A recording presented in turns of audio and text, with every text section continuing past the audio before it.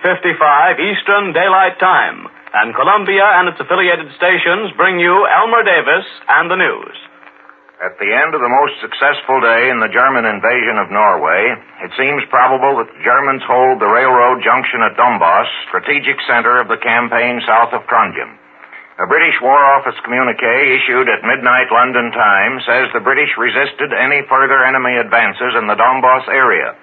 It seems likely that they would have denied German claims of the capture of the town if they had been able.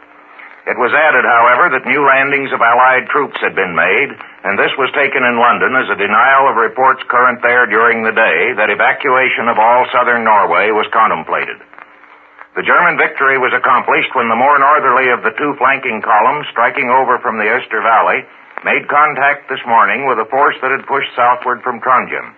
They met at Ulsberg on the railroad between Sturren and Dombås, and then pushed southward, while at the same time the German force operating in the Gudbrands Valley broke through the Allies at Quam and pushed on for nearly 30 miles.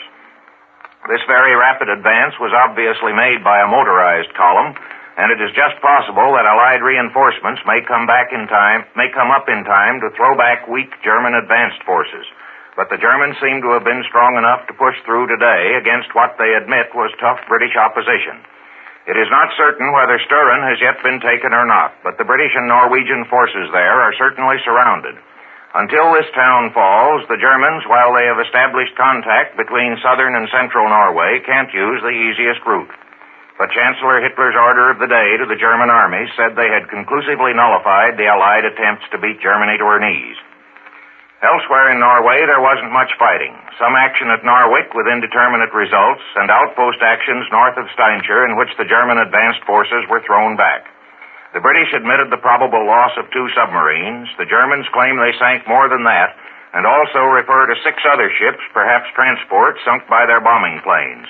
But this report, made this morning, may be a duplication of yesterday's story. How much truth there is in these figures from the two sides will probably not be known till the war is over, if then.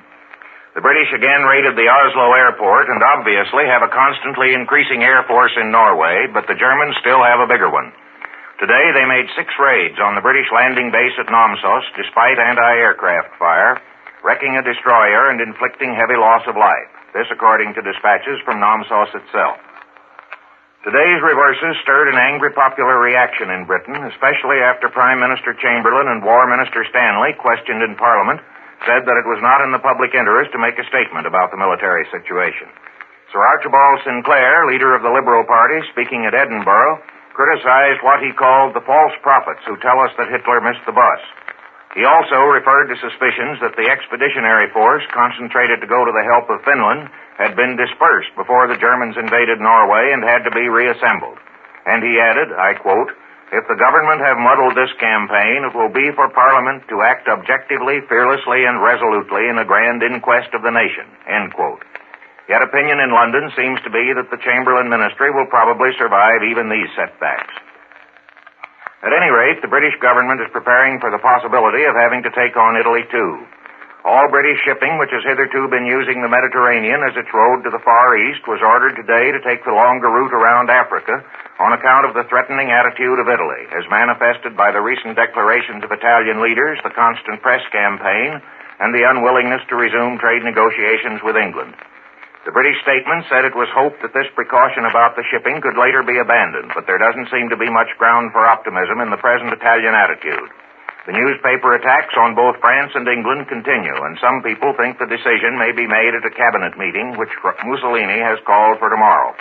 The first of Italy's new 35,000-ton battleships, the Vittorio Veneto, mounting 9 15-inch guns, went into service today, and a second will soon be ready. Russia is getting ready to celebrate May Day, and in anticipation, the Communist International has issued a manifesto which criticizes every great power in the world except Germany. The Communists insist that Germany invaded Scandinavia only to counteract Allied violation of Norwegian neutrality, and they throw all the blame on what they call the Anglo-French incendiaries of war. And the American bourgeoisie, according to the Communists, are stretching out their hands to Greenland, Iceland, and the West Indies. This is the Columbia Broadcasting System.